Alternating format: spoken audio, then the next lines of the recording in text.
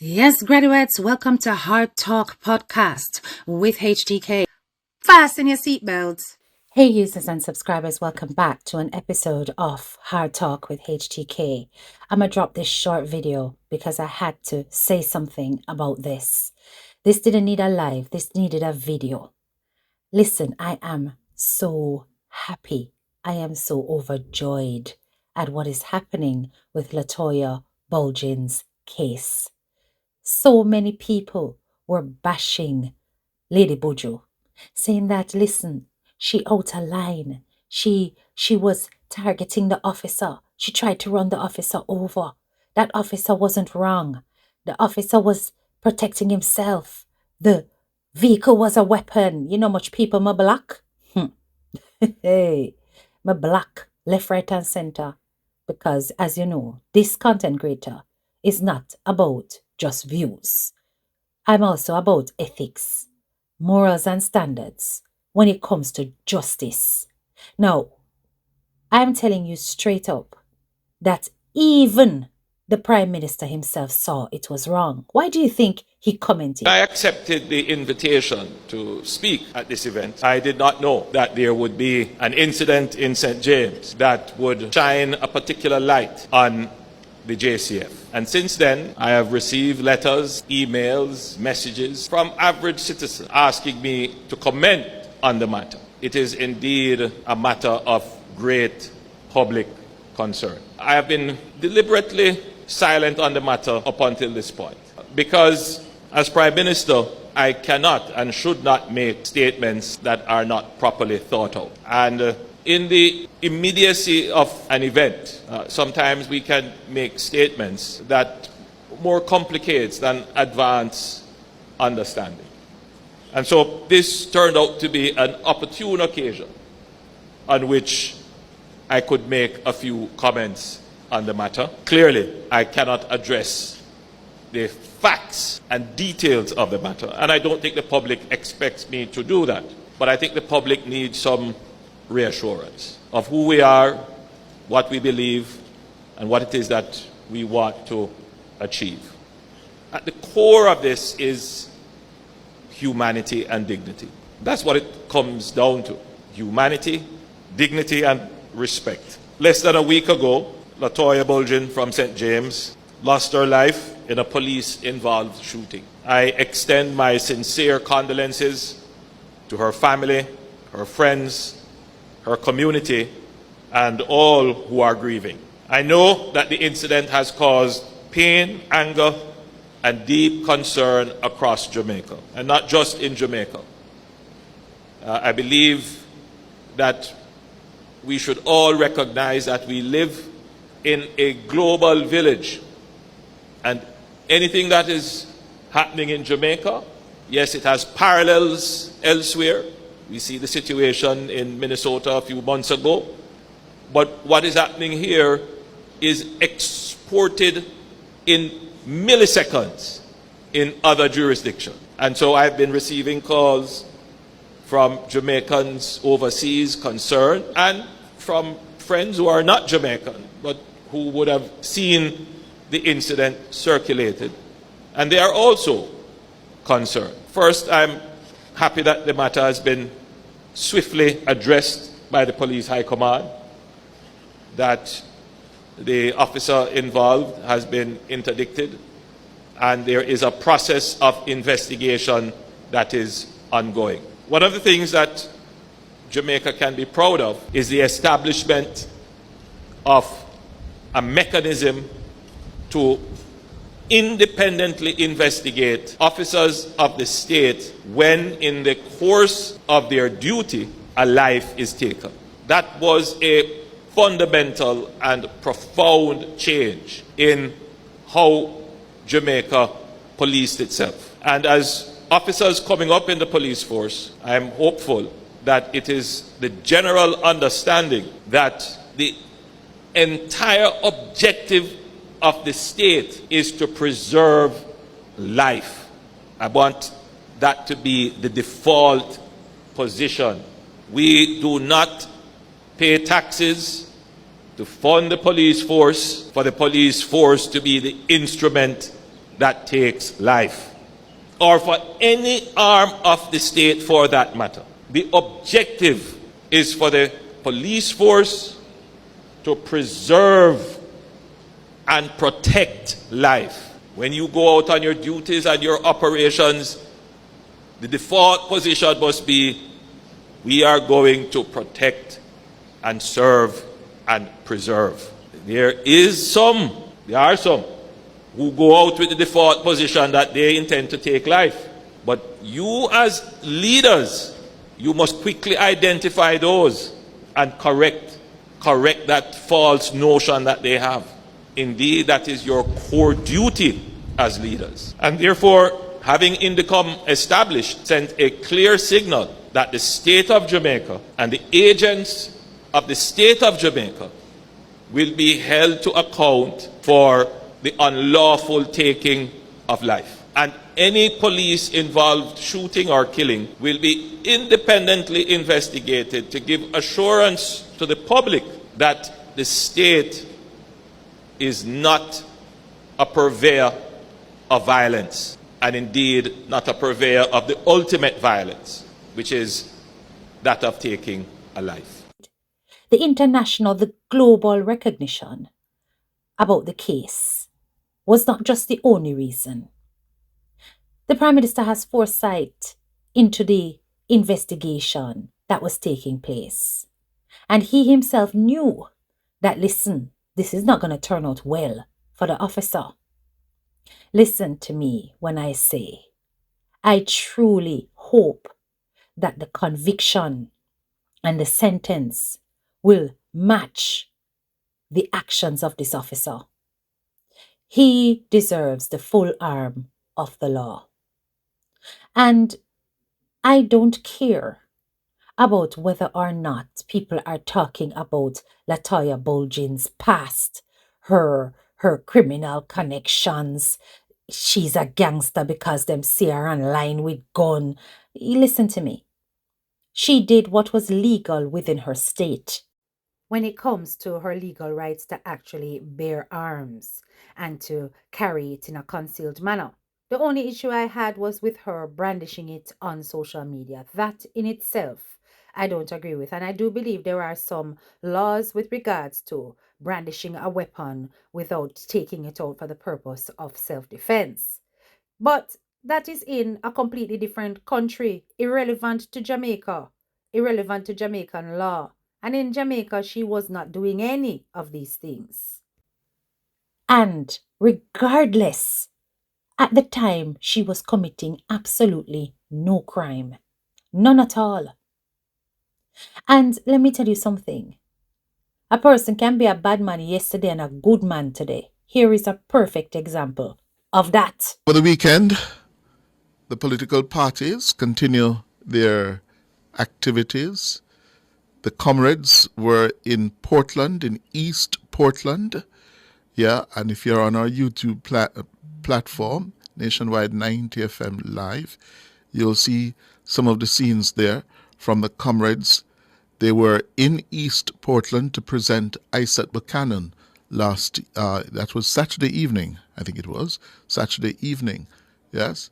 Isaac Buchanan will be the PNP's prospective candidate, yeah, when nominations begin for the next general elections. He'll be up against Anne-Marie Vaz, yes, and that is going to be closely watched for several reasons, of course. Isaac Buchanan, a controversial former ex-criminal who served time twice in prisons for running cocaine, drugs. He's going to be on the ticket, yes. Have we ever had in Jamaica a man, ex-man, convicted for drug running on a parliamentary slate? Yeah, running for parliament? Have we ever had that? You can tell me. Yeah? But we live in a new world, you know. A new world where you're a committed criminal, convicted criminal, and that does not stop you from being elected in a decisive way to the most powerful political office on earth, that of President of the United States of America. So, will that be an issue here for Mr. Buchanan and the people of East Portland? I don't know. It's a new world where I know nothing, him doing time. Yeah? So what? Yeah. And the PNP president, in presenting Mr. Buchanan, yeah, says he's getting ready to challenge Anne-Marie Vaz for the seat. Here's a clip from the PNP president, number 5, Kevin. I never hesitate when I say, yeah, him ready. And Colin Bill say, yeah, they will work with him. And all of the other comments in the place say, yeah, they will work with him too. We say, yeah, got you, Isaac, your time now, time come. Come on back, our territory, here, Eastern Portland. Mark Golding, yes. In reference to Buchanan's criminal history, he defended him with quotes from the Bible. He described Buchanan as righteous and wise and praised him for his role in getting the court to release dancehall star Vybz Kartel from prison. Jesus said, who without sin cast the first stone? And none of them are without sin, a bare sinner. So them can't tell me nothing. It's a righteous youth. It's a youth with wisdom and understanding. It's a youth who carry a big case to the Privy Council and mash it up so certain man could come a road. I mean, also the man that will never forget the service that this man gave. The second break. Did you hear that? So the PNP president going all in, yeah, in defending the proposed candidacy of Mr. Buchanan. I gather this is causing some amount of discord in the PNP, you know. It has been pointed out to me that some people in the party hierarchy are uncomfortable, very uncomfortable, because what it does is to make them very vulnerable on the issue, the very potent public issue of crime. Yes? Crime and law and order. But is this where we are now? Yeah? The opposition leader defending, yeah, the proposed candidacy of a former criminal convict. But as I said, it's a new world. Certain values that we grew up with are being thrown to the side. Yeah? This could not happen in Jamaica years ago. That the PNP or GLP would nominate. And I'm trying to tell me, yes? Cleve Lewis, there I hear the PNP saying. Cleve Lewis, yeah? Went to prison. And he was re-elected in the 50s, 60s. Yes? Yeah? Jag Smith had to leave politics after he was found guilty of fraudulently using farm workers' money.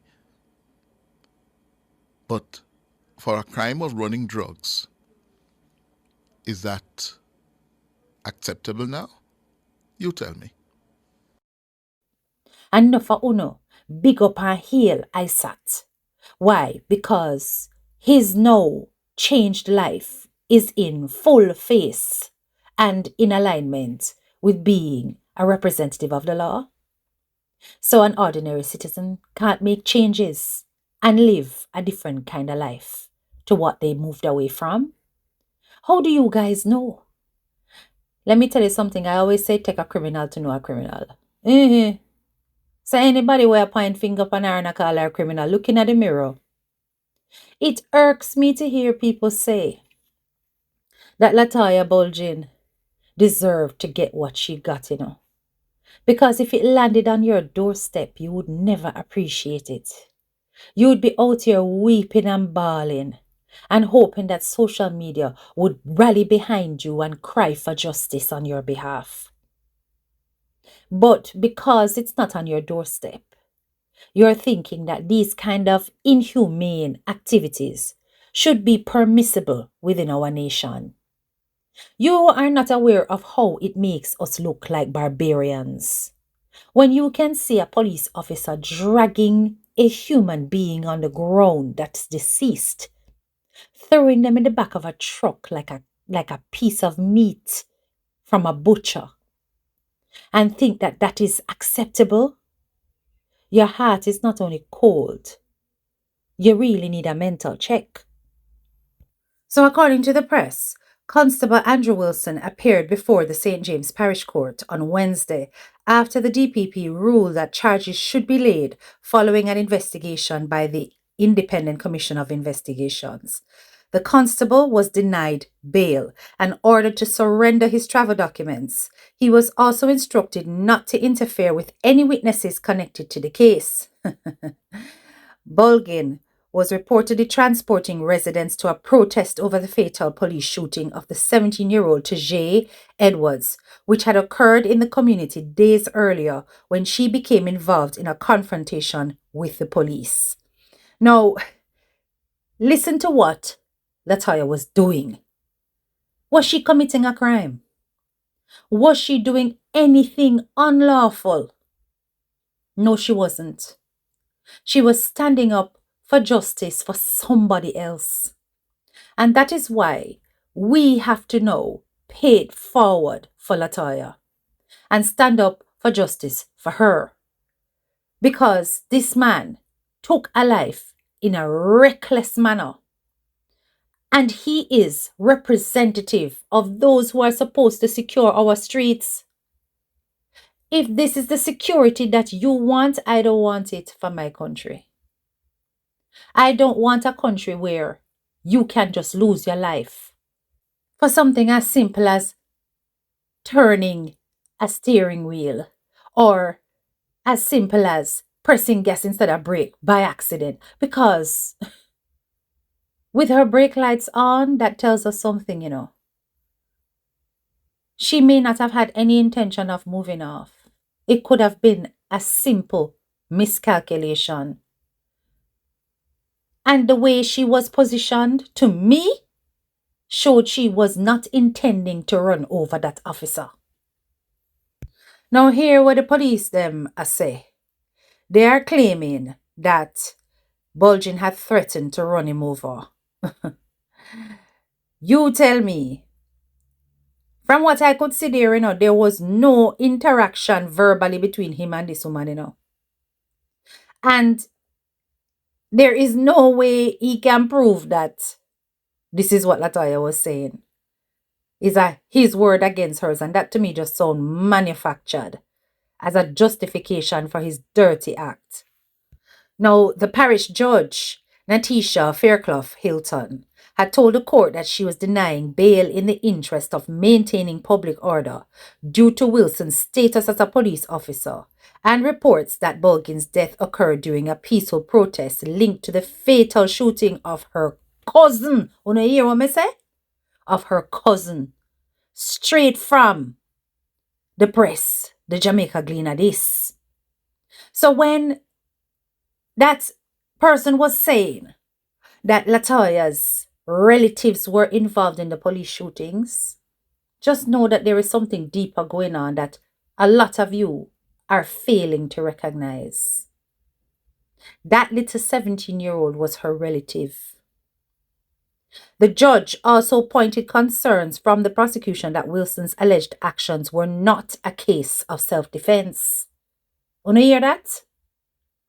There was no threat to the officer. I said it before and I maintain it now. There was absolutely no threat. And anybody who is a driver, because how many people that can't drive, Anybody who is a driver will know, say, that the position of the car was not a threat to that officer. Under no circumstance. Now, prosecution had also expressed concerns that Wilson might interfere with civilian witnesses in the matter and that he might abscond if granted bail. You hear what I say? Them suspect him to be a dirty cop. That he's the kind of man that are go out there go intimidate people and stop them from talk. That he's a threat to civilians. The court was told that several documents were outstanding from the prosecution's case file, including a further statement in relation to CCTV footage of the incident, a forensic certificate for the ballistic report, the arresting officer's statement, the transcripts of the interviews with officers at the scene. What am I drag them foot on that for? Them a try tidy up. You understand? The delay is about tidying up to try and rescue their colleague. Wilson was represented by attorney-at-law Michael Hemmings during the bail hearing and was subsequently remanded until the 16th of June, when the case will be mentioned. Now, Indicom's decision was as a result of the prompt collection and analysis of video evidence, and that included CCTV, body-worn camera footage, and mobile phone recordings, and that helped to establish an objective understanding of the fatal shooting. I am very, very proud and pleased with the law taking its course. Yes, I am. And it is appreciated that we have to allow the law to take its course in our people. We know that this has to happen, but too many times we have seen them get away with things and nothing no come out of it. So, Marlon, this is probably the first time that I've responded to anyone on social media. And I think I'm choosing this particular occasion because of what you said and how you said it. Unlike you, I'm not going to shout and I'm not going to rant, because I think sometimes it's better to be calm and for the facts to speak for themselves. You have 160,000 followers, and clearly you must therefore have some influence over the way people think. And it concerns me that so much of your rant the other day about me and about the situation with Buju and other police fatal shootings and body cameras was so inaccurate and one-sided. So I thought it was important for your 160,000 followers, but particularly for you, to listen very carefully to the facts. The fact is this: you cannot proclaim anybody to have murdered anybody, because the same people like you would be up in arms if the judicial system, if law enforcement started to make statements about people's guilt before they have been found guilty, before they have been before the court. You and I agree that the circumstances surrounding the fatal shooting of Buju were terrible. The look for law enforcement, for the Jamaica Constabulary Force, is terrible. We agree on that. But where we disagree is that you call it murder. You call it murder, and you're not a judge, you're not a jury, and you're not an investigator. You have to allow the system to work. You have to stay calm. Be angry, be frustrated internally, but do not go out in front of your 160,000 followers and call it murder. Because there was no body-worn camera, we could not see what that officer was seeing. It may have been something, it may have been nothing. That's for the witnesses to provide their statements to Indicom in order that we can seek the truth.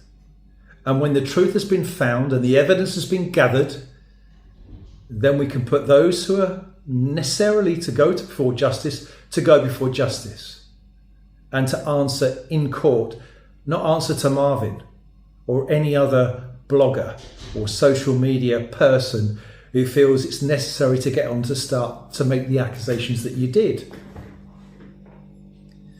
Where we do agree, though, is about how Buju was treated immediately after she was shot. I was invited onto nationwide radio the other night, and I agreed to go on because I was angry. I was very, very angry, and I was upset. I was upset because I saw the way in which she had been treated, the way her body was dragged from that vehicle, dragged across the roadway and thrown into the back of a police truck with those spare tyres, as you so aptly mentioned. And then the back of the truck was forced shut. I thought that was horrific. It was abhorrent, the way that she was treated. So I share your anger. And I actually said that although I can't comment on the incident leading up to her shooting because I can't see all the facts, one thing was absolutely clear. I could see how she was treated immediately afterwards. No attempt was made with first aid, no medication. She could have been left in situ, as the rules would proclaim, but instead she was treated in that way, and I think the officers acted in the most disgusting and abhorrent ways that I've already said. So we agree on that. And then you go into your long spout about body-worn cameras. But you do not know the facts. You do not know me. You do not know what I've tried to do in the last 20 years. As a serving member of the Jamaica Constabulary Force as DCP, I wrote policy and tried to persuade my senior colleagues and commissioner to introduce body-worn cameras.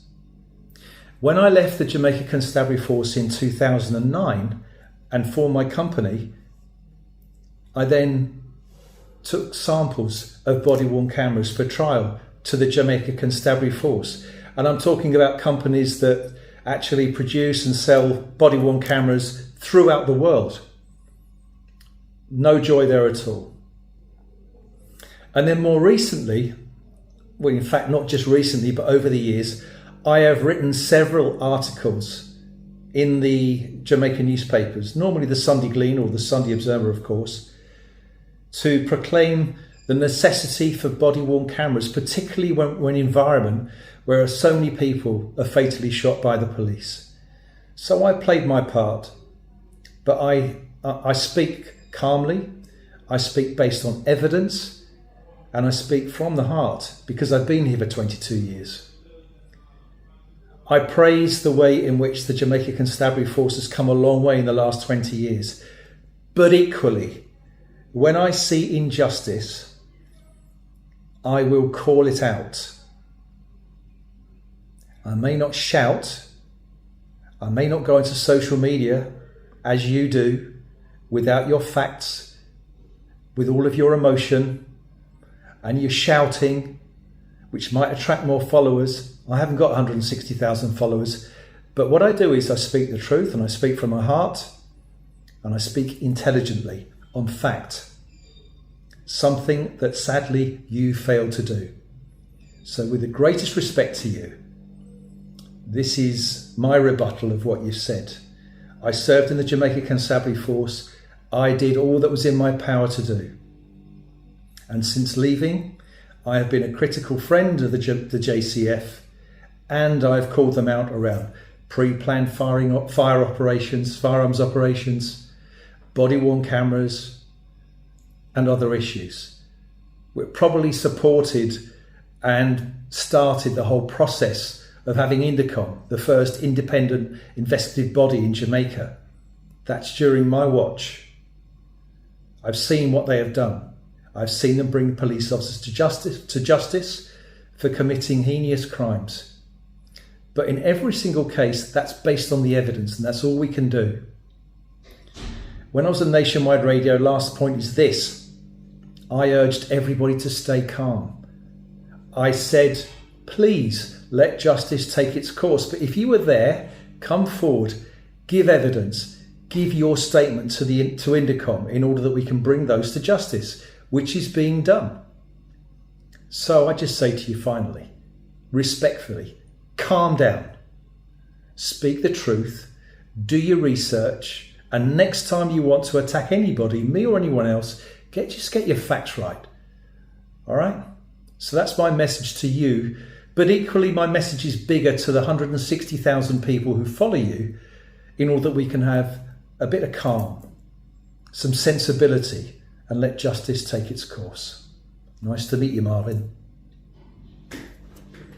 I wonder what his brother, I gotta say no.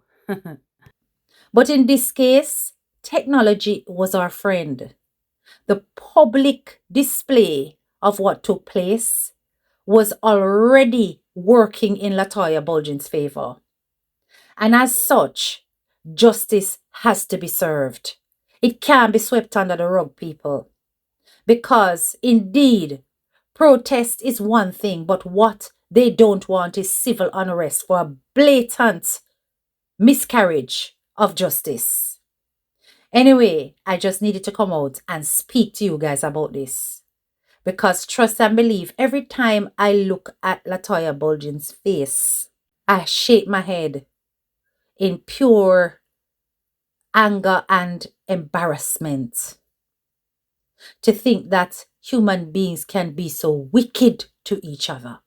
2 sons are left without a mother.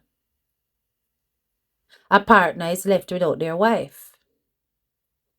And friends have a void because one policeman, one trigger-happy policeman, never understood himself and was clearly carrying some personal grudge.